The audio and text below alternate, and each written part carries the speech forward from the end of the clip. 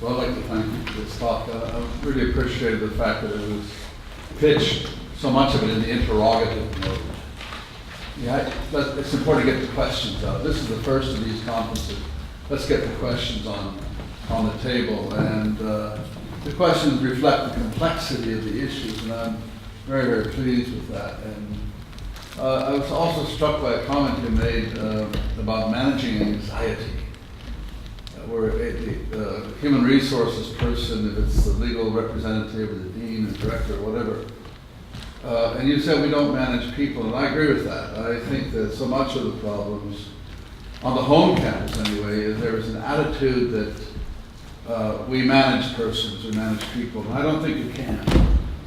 I think you can only manage an environment where people are invited and supported to do their best work, but truly invited. And that's why I think when we were talking about the faculty kind of diaspora, where they're teaching in 15 different institutions, the development of a faculty culture in our institutions, or a shared faculty culture across multiple institutions in the same city, but the whole feeling of the faculty feeling empowered because they're part of a faculty culture and not somehow the proletariat, the teaching proletariat. But I know we're going to have other papers on this subject, but I just wanted to thank you for those, so many of the wonderful insights that you had here, and also emphasizing the positive, because my talk is going to talk about alienation, but also affirmation. But I thank you for your talk. Thank you. Thank you. I would like to add something. I think this is very important to have these professional definitions and standards. It's fantastic, and we need to start doing this. One thing that is not in here that I would like also to emphasize is the importance of awareness by staff and faculty of the fact that the survival of the program depends on them. So something like bonding and team building and awareness that only working together the program can survive and can expand is fundamental. So I would also spend some energy on this because I believe this is very important. Thank you.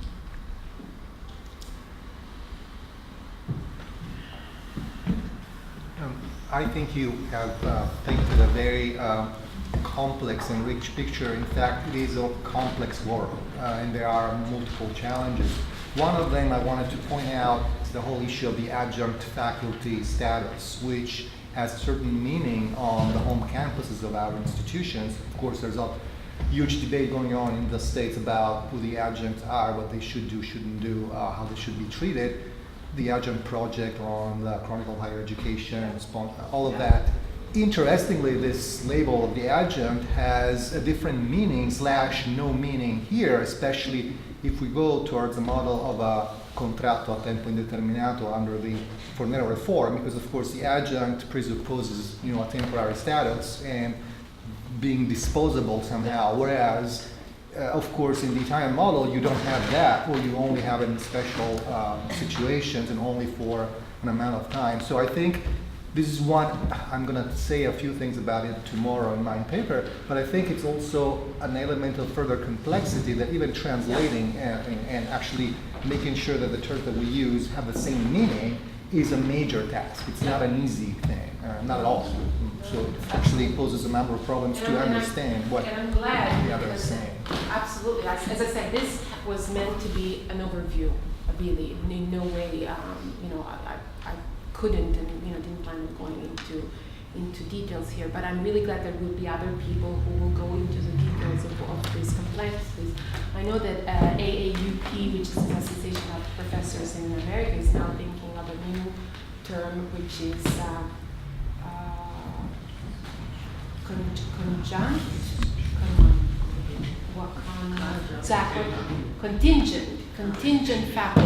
contingent faculty. Just the same.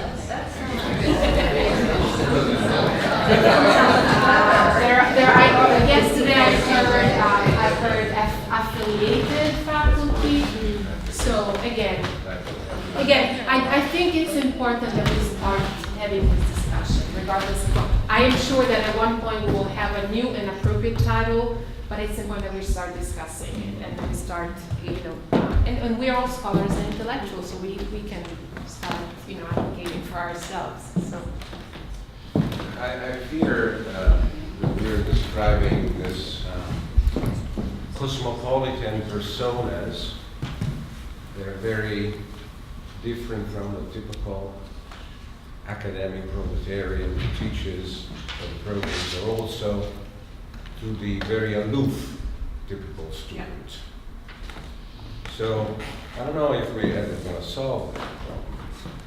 If we see things simply from one perspective, which is the main perspective, that is that most of these programs are American.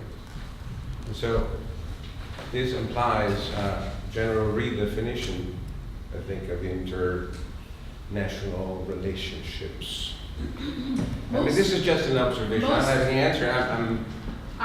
When you were talking about this, I'm saying something more and more sophisticated, like we are to become more and more cosmopolitan. And cosmopolitan, as one of my colleagues said in a conference that we had at Gonzaga, is mostly the title of a magazine. You know what I'm saying?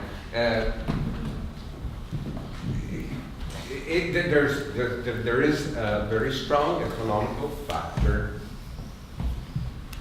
that is limiting the possibility, for example, for the staff to really get to know how it is to work in America, and therefore to compare what our students are used to see as a performance. For example, I'm just touching one of the subjects. I'm glad you brought that up. I just want to add a little thing, although the majority of study abroad enterprises these days may seem they're US-based, that they're US-based, that's no longer true. Australia is very aggressive in studying abroad, and there are a lot of enterprises, especially from Asia. Japan is getting quite aggressive, so the future, 5-10 years from now, will no longer be just US program. We've been contacted by Japanese university to be used as a base for their academic enterprises. So this is the future. So that's why I think it's might be the cure. It might be what, sorry? The cure of the disease. Maybe. That's why I brought that. I wrote that quote about the human resources management approach, because we want to start because we are in the field. I think we want to make sure that the language. I'm a language passionate, so for me, identity is always about words. I'm partly Serbian, and for me it was very interesting how from one day to the next, the nation in which I somewhat grew in didn't exist anymore. Well, we're partly Croatian, so we can talk about it. Okay, but one day I could say Yugoslavia, and the following day I couldn't say it anymore. Oh, taboo word.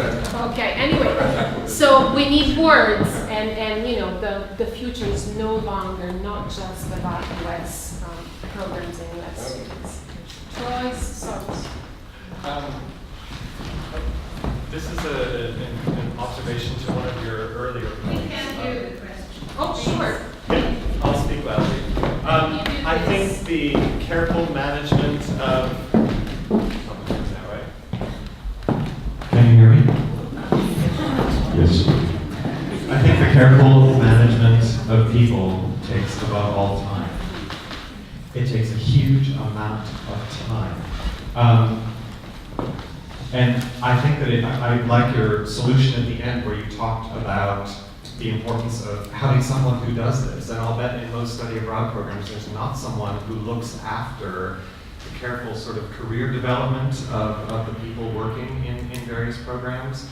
Someone who would have the expertise to deal with staff positions and their career development, in addition to faculty positions and their career development on an adjunct track. So that's sort of my first observation, is that actually managing people takes a huge amount of time. And then I also have to confess that I detest the term human resources. You want to talk about language. I feel like the moment that you step into a paradigm where humans become resources, you have already lost. Yes. You are stepping into a paradigm that is dominated by the social sciences, and the social sciences are all about standardizing things, and I think that can take you a long way. The social sciences are brilliant at figuring, are there standard job descriptions, can people be put into categories where their behavior in organizations is predictable and therefore manageable? Yes, to a certain extent it can. And then a part of me wants to say, yes, but then human life steps in. And then I feel like then you need the arts, then you need literature, then you need something other than the social sciences where you realize every single human being is going to be different and the issues that they bring to their role are going to be very particular, and a standardized human resources response isn't going to work. I think this is really exciting and really interesting to think about combining different approaches where you can standardize to a certain extent, and then you reach a point where you say, but I'm dealing with an individual human being and their own sort of history and their own desire and their own aspirations and their own issues and their own baggage. And to actually manage people with that kind of sweep takes an enormous amount of attention and time and care. And so I just wanted to sort of put that out there because I think it's really important, and I think it's complex. And I just wanted to allow us to step outside of the human resources, which is, that's dominated by a business paradigm. Yep. But its foundation is essentially in the social sciences that says that human beings are put into categories because they're similar types. And I say yes, but let's not forget that they're also individuals. Silvia, you have a question? Yeah, I think tying into that, tying into that is this whole question of language, categories, implications.